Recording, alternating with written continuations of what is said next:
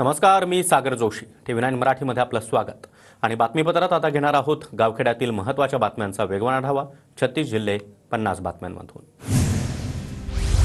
सोलापुरातील north court मैदानामध्ये माघेवारीचं रिंगण सोहळा संपन्न. रिंगण सोहळ्यामध्ये महिलांचा देखील मोठा सहभाग. सोहळा पाहण्यासाठी भाविकांची मोठी गर्दी. तुळजाभवानी मंदिरामध्ये तोकडे कपडे घालून दर्शनाला येण्यास मंदिर महासंघाचा विरोध.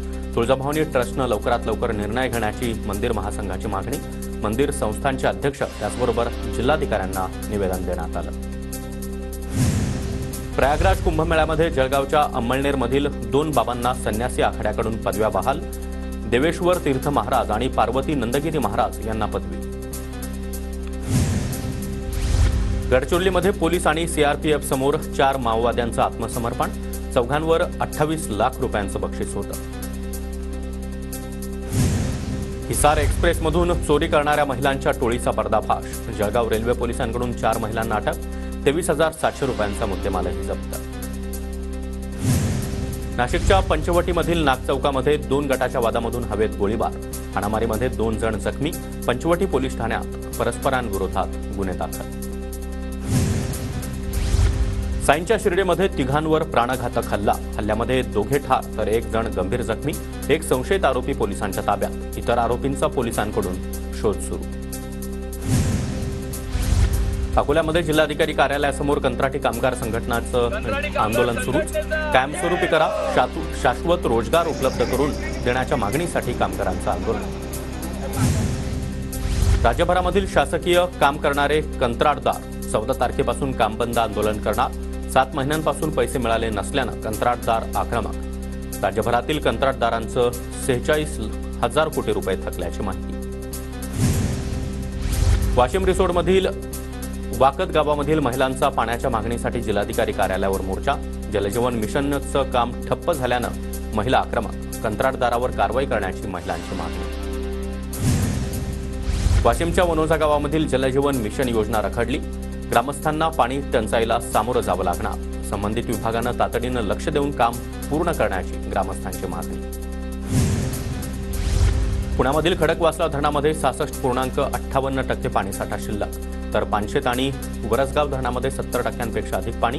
शेतकऱ्यांच्या मागणीनंतर उन्हाळी आवर्तनाचं पाणी सुरू करण्यात येणार. धाराशिवच्या कळंब नगर परिषद थकबाकी वसुलीसाठी आता ॲक्शन मोडवर.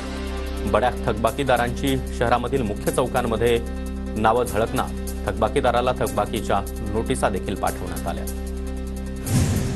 धुळे शहरामधील वडजाई रोड परिसरामध्ये पॉवरलूम कामगार संघटनेचं आंदोलन. विविध प्रलंबित मागण्यांसाठी कामगार आक्रमक. मागण्या मान्य होईपर्यंत आंदोलन सुरूच ठेवण्याचा कामगारांचा पवित्रा.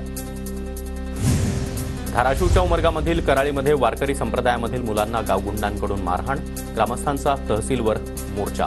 गावगुंडांना शिक्षा देण्याची ग्रामस्थांची मागणी. वर्ध्यामध्ये नागरिकांना स्मार्ट मीटरची सक्ती करू नये. ठाकरे गटाचे महावितरणच्या अधिकाऱ्यांना निवेदन. स्मार्ट मीटर लावण्याची सक्ती केल्यास आंदोलन करू. ठाकरे गटाचा इशारा. वाशिम जिल्ह्यामधील मीटर रीडर यांचं बेमुदत काम बंद आंदोलन. महावितरण कर्मचाऱ्यांप्रमाणेच सर्व सुविधा देण्याची या मीटर रीडर्सची मागणी. येवल्यामध्ये पॉलिटेक्निक विद्यार्थ्यांसाठी कायदेविषयक जनजागृती शिबिराचं आयोजन. शिबिराला पोलीस निरीक्षक धीरज महाजन आणि सहाय्यक पोलीस निरीक्षक उमेश बोरसे यांची उपस्थिती. विद्यार्थी आणि शिक्षकांना कायदेविषयक मार्गदर्शन. परभणीमध्ये स्वाभिमानी शेतकरी संघटनेकडून अर्थसंकल्पाची होळी.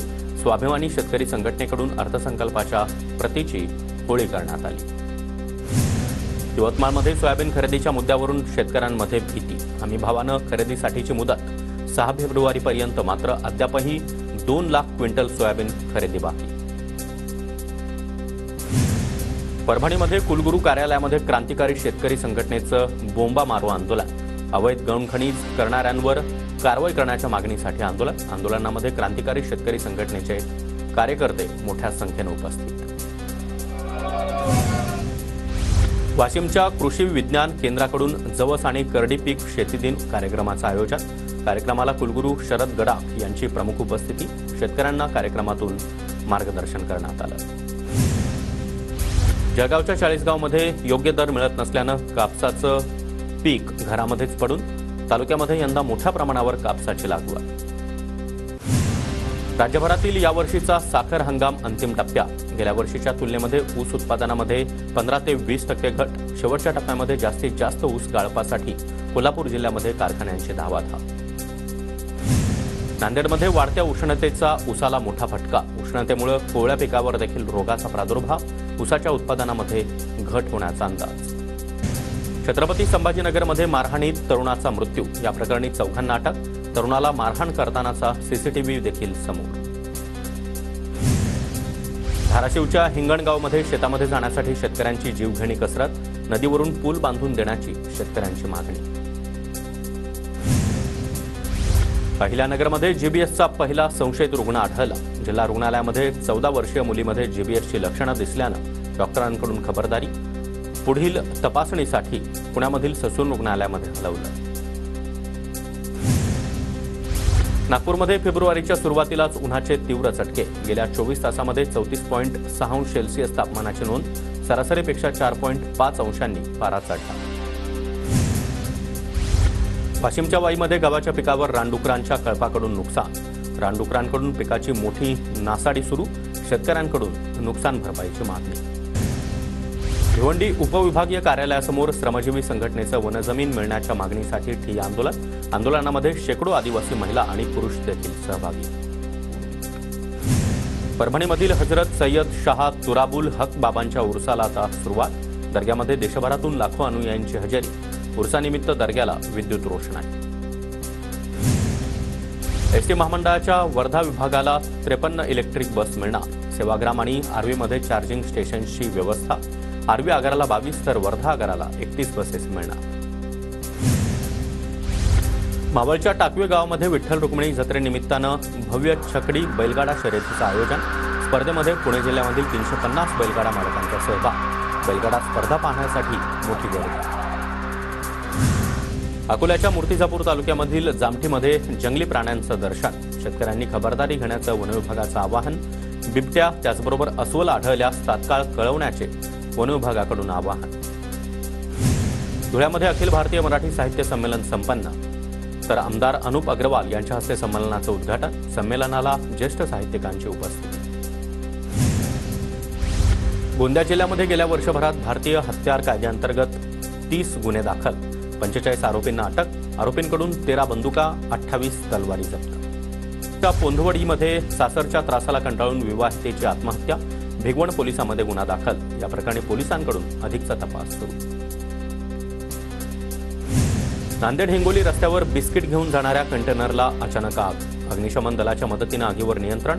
कंटेनरचं मोठं नुकसान.